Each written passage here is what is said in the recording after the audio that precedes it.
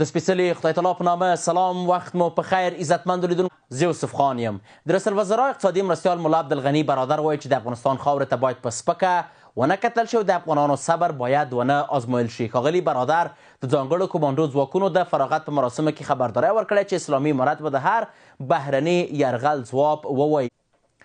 پر همدې موضوع د بحث لپاره په ژوندۍ بڼه راسره وصل دی د نړیوالو چارو کارپوه او په لندن کې د کډوالو چارو وکیل دروند میلمه ښاغلی عزیز مارد صاحب. مارد صاحب ستړی مه شې، وخت دې بخیر، خپرونې ته هم ښه راغلاست. مارد صاحب، ملا عبدالغني برادر ویلي چې د افغانانو صبر دې ونه آزمایل شي.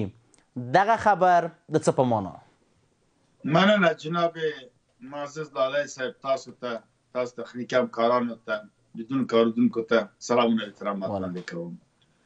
ګورئ، د هیوادونه باید په ټوله کې د محبت، دوستۍ او ښې اړیکو په لټه کې اوسي او حل د هرې ستونزې د هیوادونو ترمنځ د خبرې اترو، ناستو، قناعت ورکول، تفاهم کول، دا ښه ده چې باعث د ښې اړیکو او پرمختګ د هیوادونو کېږي، ځکه دوی یو بل ته مؤمد واقعېږي، مرستې یو بل سره کوي، همکاري او همغږي سره منځته راځي، د دوه ملتونو منځ کې محبت منځته راځي.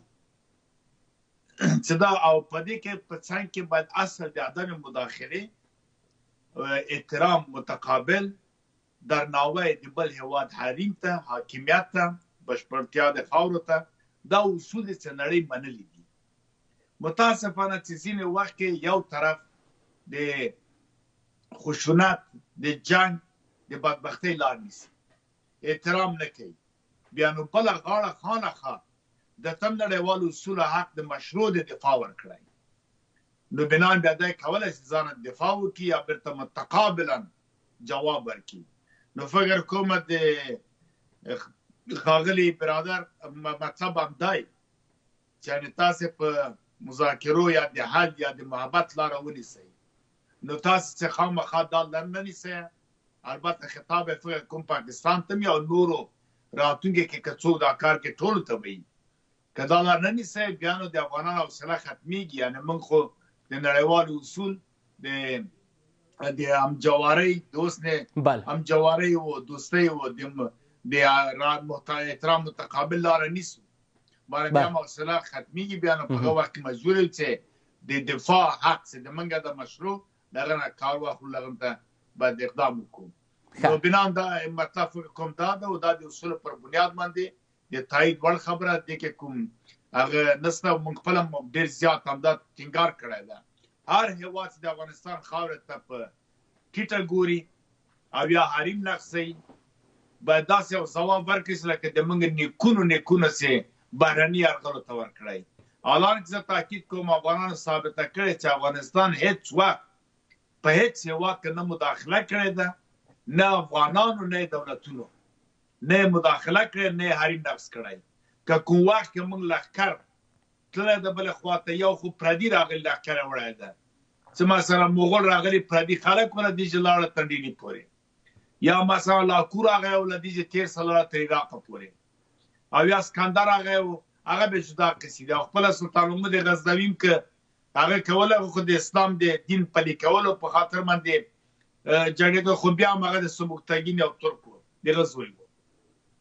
که ستر اعلیحضرت احمدشاه بابا هند ته دې ته تللی ده، دا شاه ولی الله او خپله روهیله او مرهټیانو په خپله دلته تقاضا کوله، خواست کوه چې را دلته ناخوالې دا حل کړه.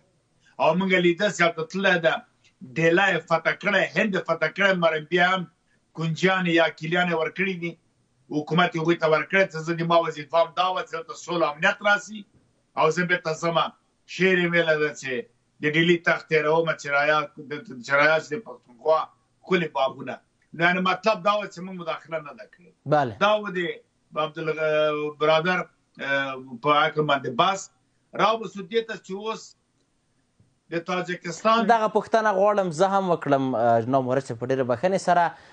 اوس مهال چې په تاجکستان کې چې کوم چینایي وګړي وژل شوي، په پاکستان کې د اسلامي امارت پخواني سفیر ښاغلي عبدالسلام ضعیف ویلي چې دا د پاکستان کار ده ځکه غواړي چې په سیمه کې ناامني او بې باوري رامنځته کړي. تاسو څنګه ارزوئ؟ ګورې زیاتره اکثره به دا فکر وکړي چې سلام ضعیف خو د پاکستان چارواکو لاس تړلی امریکا ته ورکړ او ګوانتناما ته ولېږه. شاید دی اوږده لږ دا خبرې کوي مګر په حقیقت کې خبرې بیخي دقیقه ده. بله خبره یعنې سمه په جای خبره کړې ده. دا مخکې له څه دا ووایي موږ خپله هم په دې باندې په مطبوعاتو کې تبصرې هم وکړلې. پاکستان د دې لپاره چې د سره سوداګري لاره بنده ده. پرون ویډیو خپره شوله چې ډېرې زیات ټماټې خصا شوي دي. قیمتي وقاتي زیاته شوې ده. خلکو ته ډېر نګراني پیدا شوې. هغه غلطه محاسبه چې پاکستان کړې وه هغه باندې دی خپله راښکېل او متل دم کړی و دا وایي که نه وایي څومره چې خورېږي غوره خویږي. نو دا ډېر وښویېده. هغه محاسبه د فکر کاوه چې افغانستان به ماته اتحاد مجبوره شي. دې باندې ناخبره چې افغانستان 5 مملکتو سره سوداګري اړیکه لري ته ضرورت ته یې مجبوره کېږي. و دی چون مجبور لارې ورته بندې شوې غواړي د افغانستان اړیکې له نورو هېوادو سره خصوصا تاجکستان چې په دې وروستیو کې راغلی و ټټر د سوداګرۍ او د پانګونې د ښو اړیکو د ډیپلوماتیکو اړیکو او د همکارۍ د نظامي په کابل کې ووهه دا ټټر. نو بنا پاکستان ورخطا شو چې څنګه لاره جوړه کړي چې داسې یو زمینه ورته مساعده شي چې هم چین سره افغانستان ښکېل کړي هم له تاجکستان سره.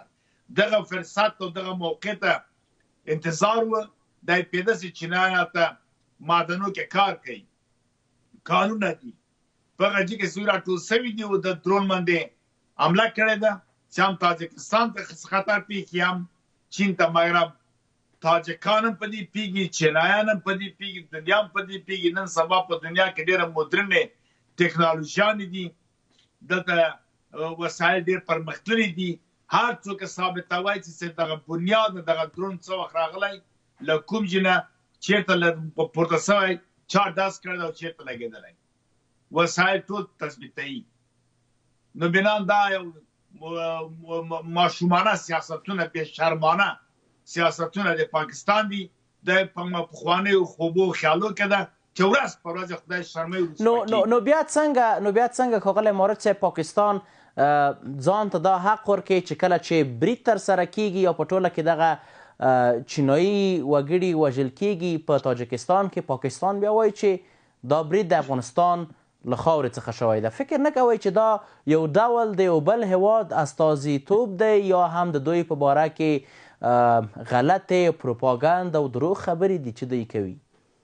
ګورې پاکستان خو پخوانه داسې غرب دا جرأت څنګه ځان ته ورکوي مارد صاحب؟ دا جرأت څنګه ځان ته ورکوي چې ووایي چې دا کار دې کړی دی دا کار دې کړی دی؟ څه ډول دغه مسله ما اوس لنډه ویلې چې پخوا غرب دوی ته ډېر زیات امتیاز ورکړی او افغانستان ته تحفه په ډول تسلیم کړی او ځکه دلته جنګ او ناخوالې او لاسپوڅي حکومتونه وه بالا سقوط د ډاکټر نجیب نه. نو بنا په هغه باندې دا یې فکر کاوه چې اوس هم زه هغه موره یم چې بهرنی او کورنی سیاست به د افغانستان ما په لاس کې هغه فکر کله کله داسې خویږي پښه یې خویږي په هغې خیال راپورته کېږي یو خبره وکړي بیا سبا چې ګوري حالات به ناکامي. ګوره ډاکټر نجیب په وخت چې کله د ژینوا خبرې کېدلې ټول واک اختیار د په اصطلاح تشو مجاهدینو د موقت حکومتو د دوی واک پاکستان د لور ته راګېده بین سوبان و افغانستان و پاکستان و او پلاوی د نورو هېوادو هلته دا فکر کوي چې اوس هم دغه حالت ده. دی غواړي چې سوداګري اړیکې د موږ اړیکې سیاسي د نورو هېوادو سره وتړي خرابې کړي چې بیرته افغانان لاړ چې پاکستان ته اتحاد شي. معلوم دا به هغه څه وایي چې خوب ده او خیال ده اما خبره دا خوب و خیال و جنون ده. دا د نور افغانان یو خبره ډېره ښه خبره دا ده چې یو خو نړۍ په ټولو کې یو فکري انقلابونه راغلي ټول خلک ښه او بد نن سبا تشخیصوي. په اروپا او امریکا کې خو 14 کلونه پورته په بشپړه په خپل سیاست او په دولت باندې اوس پوه شوي ځوان خو لا څه کوي. الحمدلله شکر ده چې اوس افغانان په دې پوه شوي دي. تاسو باور کوئ ځوانان نن سبا څوک نشي استعمالولی نه د دین په نوم نه د سیاست په نوم نه د قوم په نوم نه د ګوره دغه اوس په افغانستان کې یا په بهر کې ډېره زیاته مننه مارد صاحب. دا قومي مسایل څومره حل شوله هېڅ څوک ټول یو بل ته احترام لري مذهبي اسوله غولولو فریبول له منځه لاړله. هر څوک نن سبا ټول ملي وحدت ته ملي ګټو ته ملي امنیت ته فکر کوي. ډېره زیاته مننه مارج صاحب. په خپرونه کې ستاسو له حضور څخه نړۍ منندوی یم. کور مو آباد چې وخت مو راکړ. تاسو هم